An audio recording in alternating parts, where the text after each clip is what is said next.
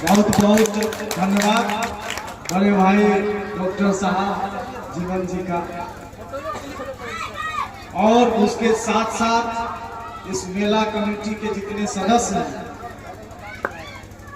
उन सभी का भी मैं तहे दिल से आभार व्यक्त करता हूँ। सम्मान जो इज्जत हमें बख्शी है उनका धन्यवाद शब्दों में बयान नहीं किया। इसके लिए पुनः आप सभी को आभार। और खास करके जो यहाँ के युवा साथी हैं, जो मेला कमेटी के युवा साथी हैं, इन लोगों को जब मैंने देखा यहाँ पर आकर के उनके क्रियाकलाप को देखा तो मेरे मन में एक सुकून। हम जहाँ देख रहे हैं कि आज समाज में, प्रखंड में, जिले में, देश में जो कुव्यवस्था का माहौल है और कुव्यवस्था के खिलाफ लड़ने वालों की जो कमी है, युवाओं की जो चुप्पी है, उससे मन बहुत दुखी होता है। लेकिन वहीं आज जब हम यहाँ प्रोग्राम आए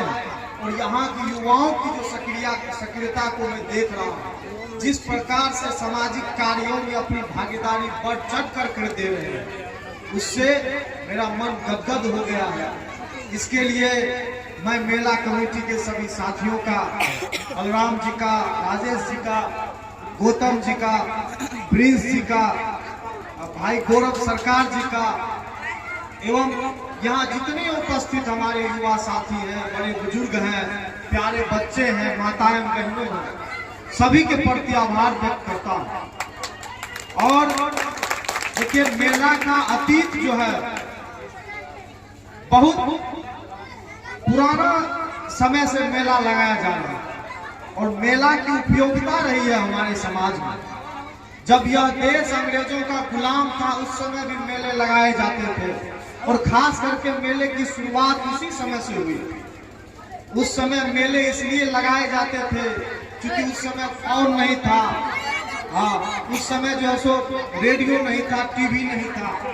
जो पेपर होता है उनको भी पहुंचाने की इतनी व्यवस्था नहीं थी, पत्रिकाएं इतनी मात्रा में नहीं छपती थी।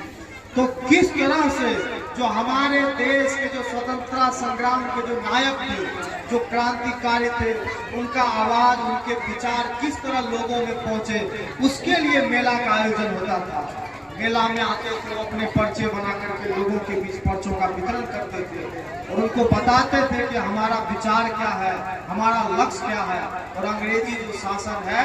यह किस तरह से भारत को खोखला। और आज आप देखिए कि आज यह देश आजाद हो चुका है,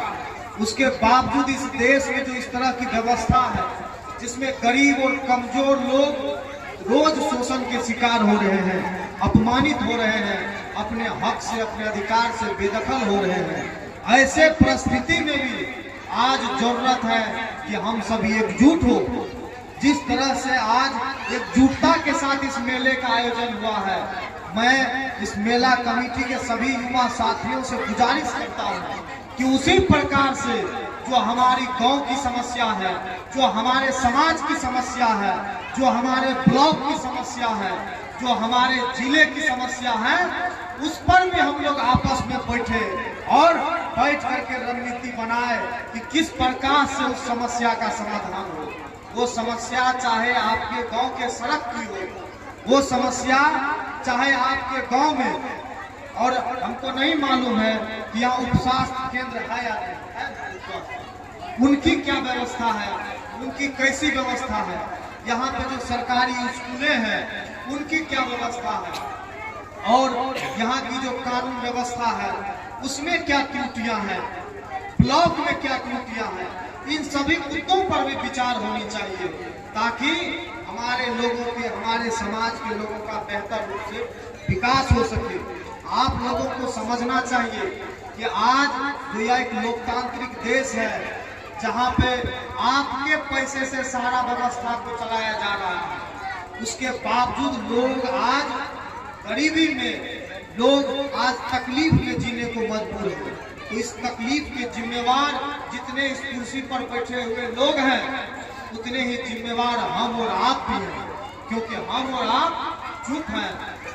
आप लोग इस बात से समझिए कि जब आप कोई मजदूर अपने यहाँ लाते हैं तो दिन भर उसके पीछे खड़े रहते हैं कि काम ढंग से कर रहा है, कोई खराबी तो नहीं कर रहा है, समय तो नहीं गवा रहा है। लेकिन वही आपके पैसे से जिनको यूनिवर्सिटियों में, कॉलेजों में, कलेक्ट्रेट में वो डीएम हो, एसपी हो, दरोगा हो, डॉक्टर हो, जिनको लाखों का लाख महीना दिया जाता है तनख्वाह के रूप में, फिर भी आप उनको देखने नहीं जाते हैं कि वो क्या करता है। तो यह हमारी आपकी कमजोरी है। हमारे आपके टैक्स से पैसा से इस व्यवस्था को चलाया जाता है और लोगों में यह भी जो है सो लोग इस बात को नहीं समझते हैं कि जो टैक्स जो है वो टैक्स, हम इनकम टैक्स नहीं भरते हैं तो होता है। आप जितने भी सामान खरीदते हैं वो गाड़ी घोड़ा से लेकर के वो 1 रुपया का क्लिनिक प्लस का शैम्पू भी खरीदते हैं, उसमें भी टैक्स हम लोग भरते हैं और उसी टैक्स के पैसे से इस देश को चलाया जाता है। सड़कें बनाई जाती है, बिजली की व्यवस्था की जाती है, हॉस्पिटल बनाया जाता है,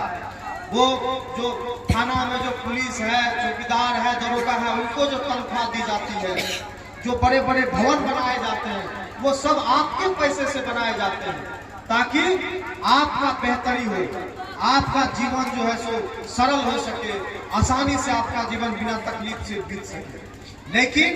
आज तमाम सुविधाओं के रहते हुए आज देश की और हमारे समाज की बड़ी आबादी सुविधाओं के अभाव में जी रहे हैं। तो उसके कारण जो है सो उसका जिम्मेवार भी हम और आप जैसे लोग हैं। इसीलिए मैं आप सभी को धन्यवाद तो देता ही हूँ, साथ ही आप सभी युवाओं से आग्रह करता हूँ कि आप लोग समाज और इस गांव के आप लोग अपने देश के मुद्दे पर भी एकजुट होइए और जब जब जरूरत पड़े, जब जब कोई समस्याएं हो, तब सब आदमी मिलजुल करके बैठिए और उस पर मजबूती से आवाज उठाइए और निश्चित रूप से जब आवाज उठेगी तो आपको सफलता मिलेगी। मैं आप लोगों के लिए चंद लाइन कहना चाहता हूँ जो शायर राहत इंदौरी साहब ने कही थी कि तूफानों से आंख मिलाओ, सैलाबों पर वार करो, तूफानों से आंख मिलाओ, सैलाबों पर वार करो, मल्लाहों का चक्कर छोड़ो, तेर के दरिया पार करो।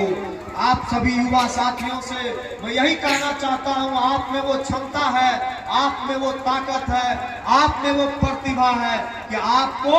आगे आने के लिए किसी के सहारे की जरूरत नहीं है। आप लोग हिम्मत करिए और आप मानिए कि पूरी दुनिया आपके घुटने में होगी। मैं इन्हीं शब्दों के साथ आप सभी को पुनः आभार प्रकट करते हुए धन्यवाद देता हूं। बहुत बहुत धन्यवाद।